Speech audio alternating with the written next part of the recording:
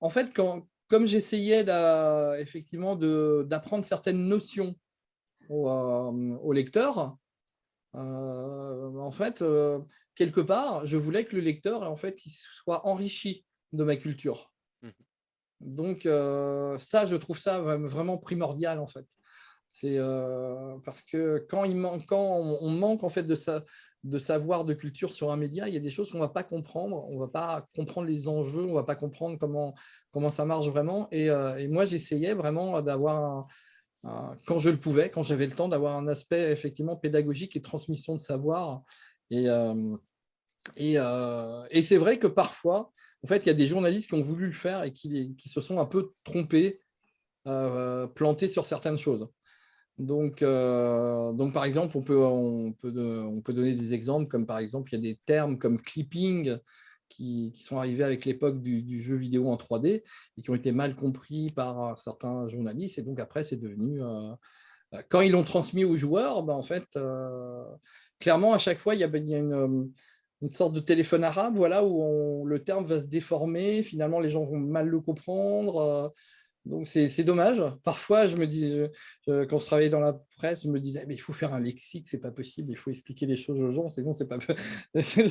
On raconte n'importe quoi parfois, mais bon, c'est compliqué. Ouais. C'est vrai que, en fait, comme objet culturel, le jeu vidéo, en fait, bah, on s'est aperçu quand même, fin des années 90, euh, qu'il peut y avoir un fond un peu plus complexe qu'on ne croyait au début, dans les années 80, dans les années 90, et que donc il y avait une vraie critique en fait à faire sur le fond d'une œuvre. Mais après, c'est aussi les auteurs. Ça a été aussi le rôle des auteurs en fait de nous expliquer pourquoi ils faisaient telle ou telle œuvre et pourquoi d'ailleurs à l'intérieur de l'œuvre certaines choses étaient faites de certaines manières.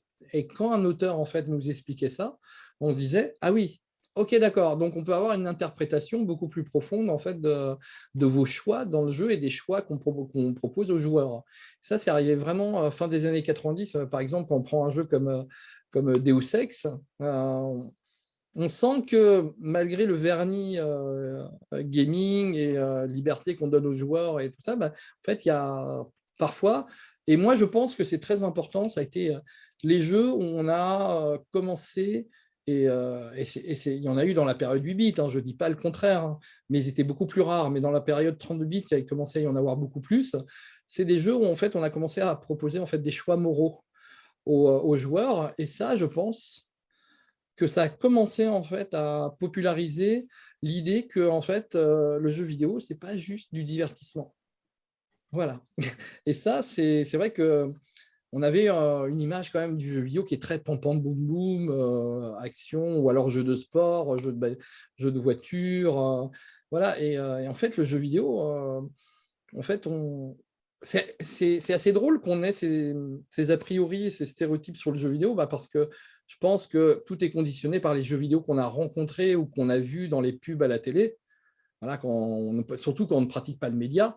Mais en fait, quand on sait ce que c'est le jeu vidéo, quand on connaît en fait l'ADN du jeu vidéo et le fait qu'il a un très fort pouvoir de simulation, on se dit que finalement le jeu vidéo, c'est une sorte de métamédia parce qu'il peut prendre en fait l'aspect de tous les autres médias. Donc pourquoi on ne pourrait pas parler de tout dans le jeu vidéo en apportant cette dimension interactive où on place le joueur en fait à l'intérieur de l'œuvre.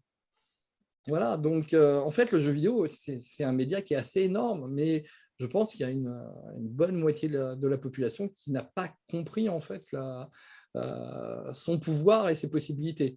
Mmh. Voilà, donc il y a vraiment c'est peut-être le média qui va demander à des futurs critiques d'être calés dans un nombre hallucinant de domaines pour pouvoir vraiment critiquer certaines œuvres, hein.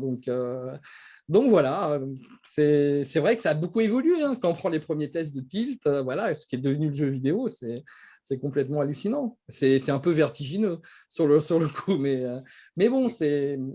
en fait, on pouvait s'y attendre en regardant l'ADN du média. Oui, c'était complètement logique.